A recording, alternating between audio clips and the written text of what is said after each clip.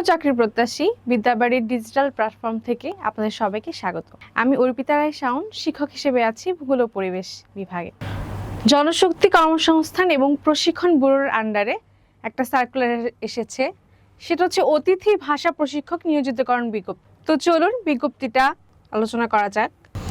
মোট 4টি ভাষা শিক্ষা সম্পর্কে এখানে সার্কুলার দেওয়া হয়েছে। প্রথমটা হচ্ছে জাপানিজ ভাষা, এটার পদ সংখ্যা 40 এবং প্রতি ঘন্টায় এটা সম্মানী 800 টাকা এবং এটার জন্য আবেদন যোগ্যতা হিসেবে থাকছে ন্যূনতম এইচএসসি বা সমমান পরীক্ষায় জাপানিজ ভাষার ভাষাগত দক্ষতা এবং জাপানে 3 বছরের অধিক সময় অবস্থানকারী বা যে কোনো স্বনামধন্য প্রতিষ্ঠানে 3 বছরের অধিক সময় ধরে জাপানিজ ভাষা প্রশিক্ষক হিসেবে দায়িত্ব পালনকারী ব্যক্তি এমন মানুষেরাই এখানে আবেদন করতে পারবেন এবং অভিজ্ঞতা সম্পন্ন প্রার্থীদেরকে এখানে অগ্রাধিকার বেশি দেওয়া হবে। এরপর আসছে রাশিয়ান ভাষা, এটার পদ সংখ্যা 2টি এবং প্রতি কার্য দিবসে সর্বোচ্চ 4 ঘন্টার সম্মানী ভাতা প্রাপ্ত হবে এবং এটার আবেদন যোগ্যতা হিসেবে থাকছে ন্যূনতম এইচএসসি বা সমান পরীক্ষায় রাশিয়ান ভাষাগত দক্ষতা পরীক্ষায় পাশ থাকতে হবে, যেটা লেভেল B1 বা সম্মান, এবং রাশিয়ায় 3 বছরের অধিক সময় অবস্থানকারী ব্যক্তি বা স্বনামধন্য যে কোনো প্রতিষ্ঠানে 3 বছরের অধিক সময় রাশিয়ান ভাষা প্রশিক্ষক হিসেবে কর্মরত থাকার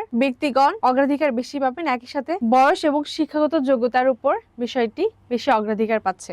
এরপর থাকছে ফ্রেঞ্চ ভাষা, এটার পদ সংখ্যা 2টি এবং এখানেও ন্যূনতম লেভেল B1 পর্যন্ত বা সমান ডিগ্রি থাকতে হবে ফ্রেঞ্চ ভাষার উপর এবং একই সাথে যে কোনো ফরাসি প্রতিষ্ঠানে 3 বছরের ভাষা প্রশিক্ষকের একটা অভিজ্ঞতা থাকতে হবে এবং বয়স শিক্ষাগত যোগ্যতা এখানে শিথিলযোগ্য।